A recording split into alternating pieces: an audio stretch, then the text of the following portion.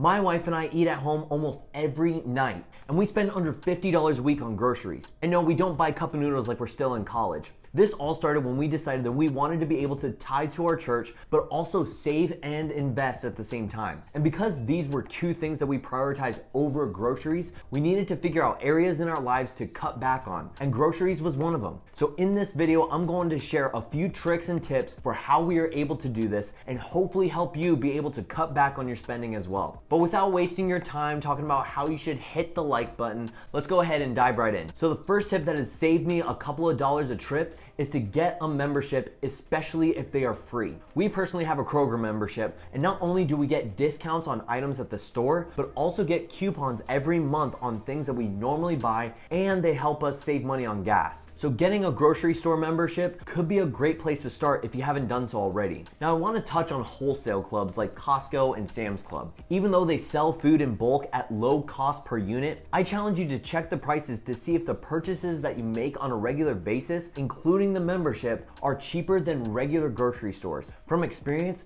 my wife and I wanted to check on these prices, and with the kinds of foods that we buy, it's still not worth getting a wholesale club membership. And that leads to the second tip, which is to go grocery shopping for at least 2 weeks. Buying things in bulk is normally cheaper than buying the same amount of items individually, but check to see if this is truly the case. A great way to look into this is to pay attention to the price per unit. So make your grocery list for a couple weeks so that you can buy it in bulk. One other thing to consider when it comes to the amount of groceries you buy is please make sure that you can store all of the food. We personally are not able to store a month's worth of food, so the most we would be able to buy is 3 weeks worth. So figure out how much you can fit in your refrigerator and cabinets before buying large amounts of food. If you're unsure how much you can fit, start off with a couple of weeks of meals and then try 3 weeks and so forth. Lastly, buying in bulk for a good amount of time could save you a few dollars on your grocery bill only if you use it all. So find meals that are similar in the kind of ingredients that you are getting for that round of grocery shopping. Now this third tip honestly kind of started as a game,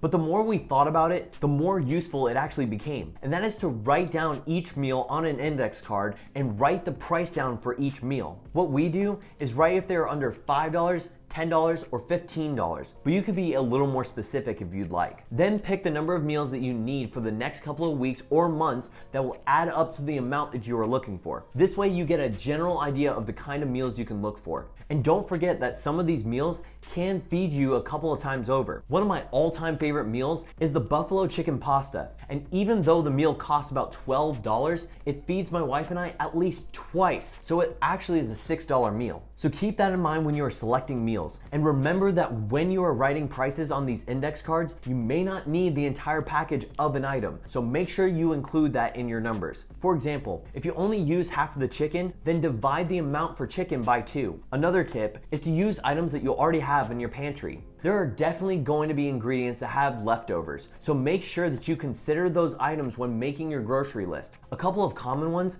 are things like pancake and waffle batter, rice, pasta, and deli meat. So take time before you even start your list to write down some of the things you already have in your pantry. Then look for meals that already have those items. The next tip is before making the list, find items that are already on sale. Many times when people shop, they add items that are on sale after they've already made their grocery list. But why not use items for sale as part of your grocery list? So take time and look at not only the items on sale, but also the coupons that you have for the store before creating the list. The beauty of using this method when buying for multiple weeks is that you can get items for sale that you won't use until later. And so you're not only saving money for this week, but the following weeks as well. Another trick that we like to use is look into what is going to be the main part of your dish. We split it up between proteins and carbs. So if we're planning 10 meals, 5 of them would either be pasta or carb based, and the other 5 would be more focused on the protein. So however many meals you are planning out, write down how many of each category you would like. That way you don't have to choose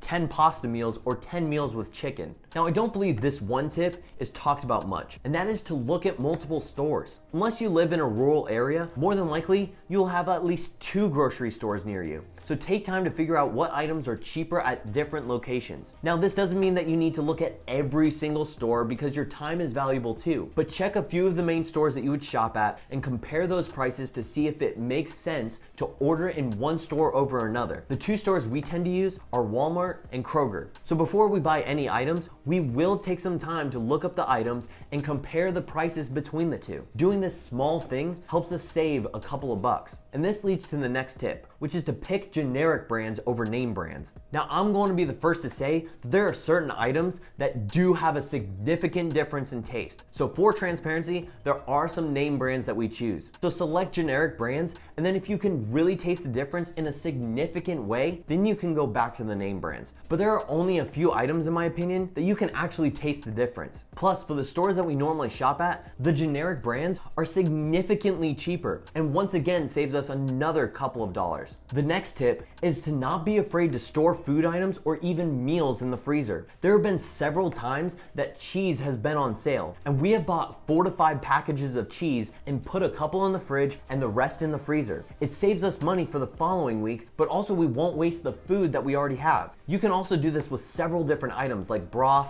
meats, fruits, and vegetables. So whether you have already used the items or not, putting them in the freezer could save you another couple of dollars for the next time you go to the grocery store. Another trick is to shop for items in season or frozen. There will be items that may cost way more than the average when you buy them out of season. And some also say that the flavor might not be as good. So either shop in season, or if you want to even take a step further, buy it frozen. Now, I know that there are people that say frozen items lose nutrients, and that's simply not true. What I would do is check the grocery store for frozen veggies, especially the ones that are on sale, and then store a few of them. I think all of us have been in a place where we have a meal ready for home, but we either just don't want it or we want something different to go with it. So when you buy a few of the frozen vegetable packages, it gives you optionality as well. The only thing I would say for frozen fruits is make sure there aren't any added sugars. But if you want the freshness, especially for things like fruit, then buy them in season. This next tip, in my opinion, is probably one of the most important for those of you who just don't think about how much you spend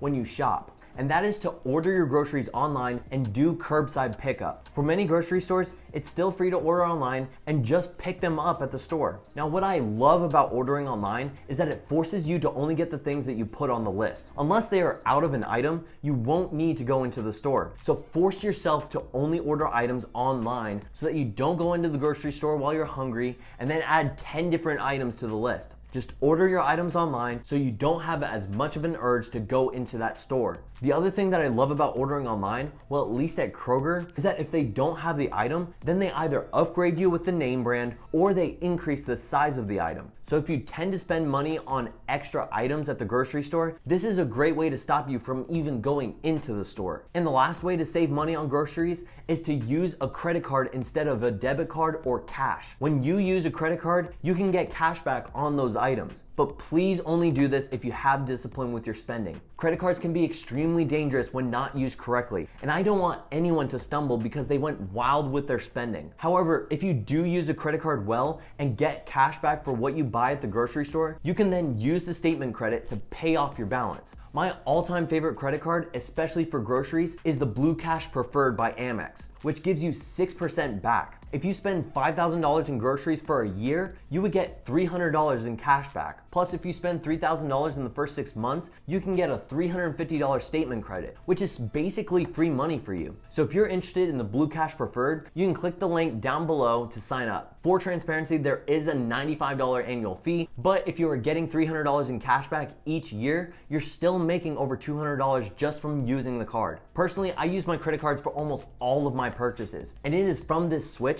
that I've made over $1,000 in the past year just using credit cards. But in my opinion, using credit cards to pay for groceries is another great way to save money. So those are some of my tricks and tips for saving money on groceries. And if you enjoy content like this, let me know in the comments down below. That helps me know what kind of content you want me to make. Also, follow me on Instagram at JonnyOswald64, where I share videos on how I budget, invest, and build wealth. And if you're new here, hit that subscribe button and notification bell. That way you're notified when new content comes out. Hope you all enjoy the rest of your week, and I'll see you in the next one.